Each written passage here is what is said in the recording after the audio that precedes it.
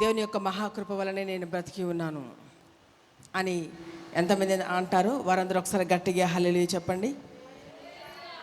గట్టిగా. Brother side నుంచి అస్సలు సౌండ్ రావట్లా. మీ బలం మిమ్మల్ని బ్రతికించలేదు, అవునా కదా? మీ డబ్బు మిమ్మల్ని బ్రతికించలేదు. కేవలం దేవుని యొక్క మహాకృప మనందరూ బ్రతికింపజేసింది. హల్లెలూయా. ఎందుకంటే దేవుడు తన ప్రశస్తమైన రక్తాన్ని కడిగి, తన ప్రశస్తమైన రక్తం చేత మనలందరూ కడిగి,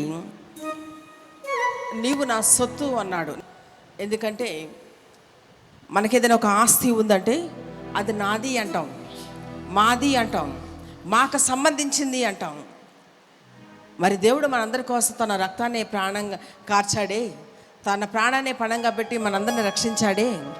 అలాంటప్పుడు మనందరం ఎవరి సొత్తు అండి? గట్టిగా.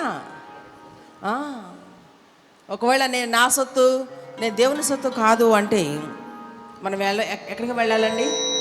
మన దేవుని సొత్తు కాకపోతే నీవు నా సొత్తు అని వేరొకళ్ళు కూడా అంటారు. ఎవరంటే సాతానుడు. వాడు ఎక్కడికంటే అక్కడికి తీసుకెళ్ళిపోతాడు, నరకానికి. కానీ నేను నా సొత్తు అని, నీవు నా సొత్తు అని దేవుడు అంటున్నాడు. హల్లెలూయా, హల్లెలూయా, హల్లెలూయా. మీ పక్క వారితో చెప్పండి, నేను నా సొత్తు కాదు, దేవుని సొత్తు అని.